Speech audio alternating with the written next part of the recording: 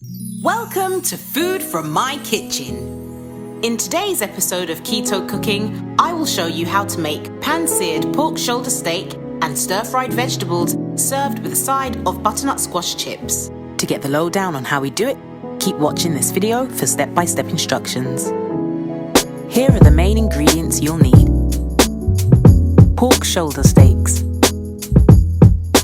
butternut squash, white cabbage, red cabbage works well too, 2 small carrots, yes, carrots are perfectly fine to eat on a keto lifestyle in small quantities, a big bunch of spinach, 1 onion,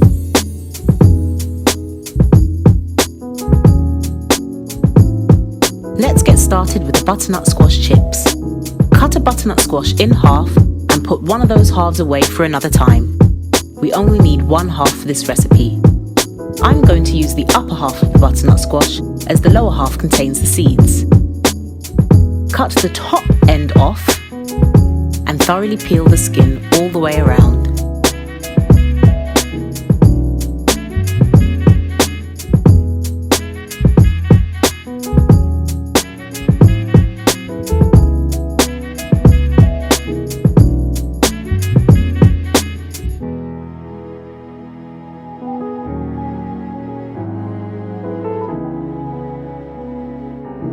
Now confidently cut your peeled butternut squash into medium-sized chunks.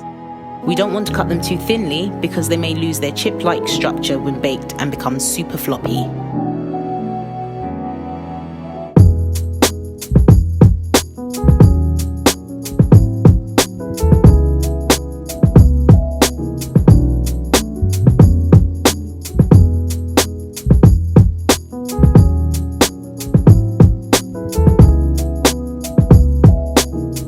Now that we've cut our butternut squash into chunky chips, toss them into a baking tray and add about a tablespoon of olive oil. Season with a little sea salt and black pepper according to individual taste and gently massage the salt, pepper and olive oil together. These will be baked in a preheated oven at 170 degrees Celsius for approximately 35 minutes. Every oven is different, so be sure to bear that in mind.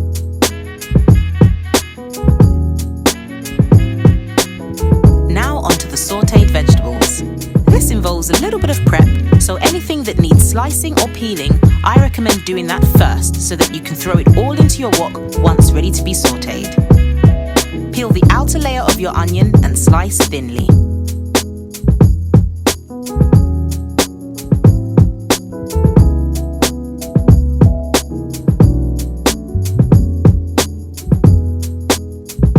Top and tail your carrots and peel the outer skin.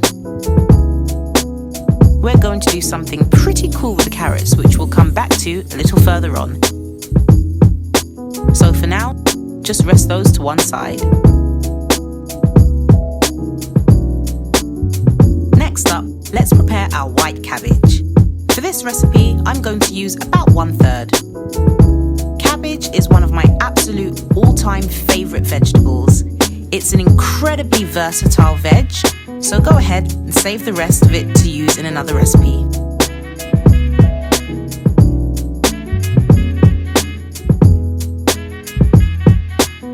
All I'm going to do is slice it into fine strips.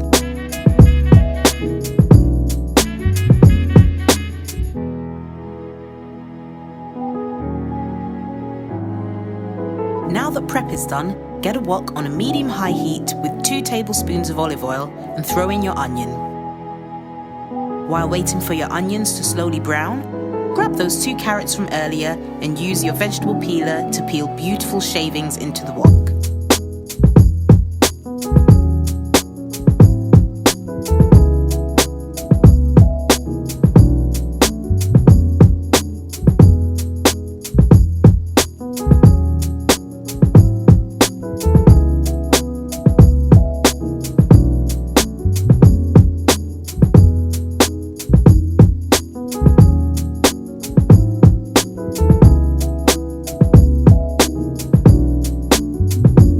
Sure to season your veg as you go along.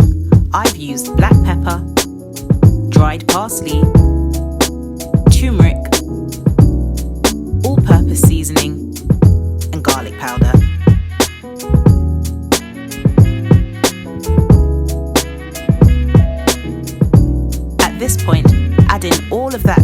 beautifully prepared cabbage that you finely chopped up into slices.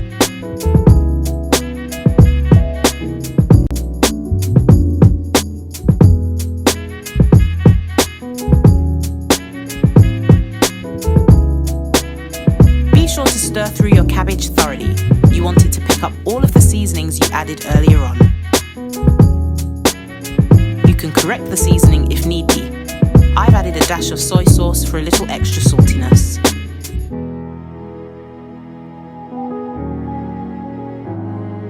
Lastly, get your bunch of spinach and stir.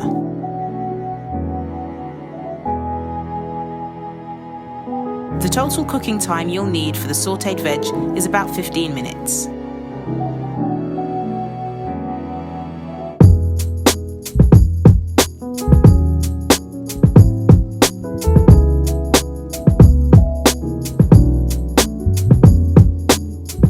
Shoulder steaks should be the last to prepare because they take the quickest to cook. Be sure to use a good level of sea salt to help bring out the natural flavours of your meat. Then we want to inject it with some light flavours. I'm using garlic powder, dried mixed herbs, dried parsley and pork seasoning. Feel free to add to your preference. Take your time and massage the meat so that the seasoning is evenly distributed on both sides.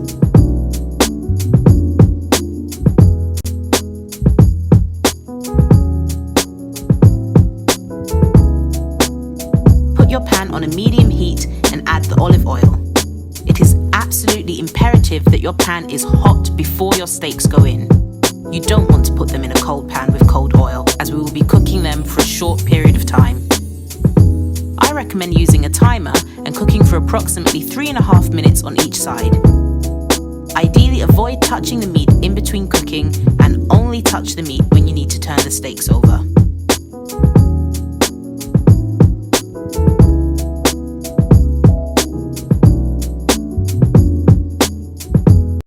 There you have it.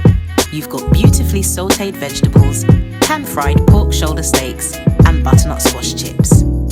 I hope you've enjoyed watching, and thank you so much for your presence. Be sure to check out another episode of Keto Cooking, and if you want to be notified of the next video upload, like, subscribe, and hit that bell button. Also, here on this channel, Food from My Kitchen, this is a community, so feel free to comment below if you have made this recipe. And do tell if you've done any of it differently. I'd love to hear your suggestions, so keep them coming.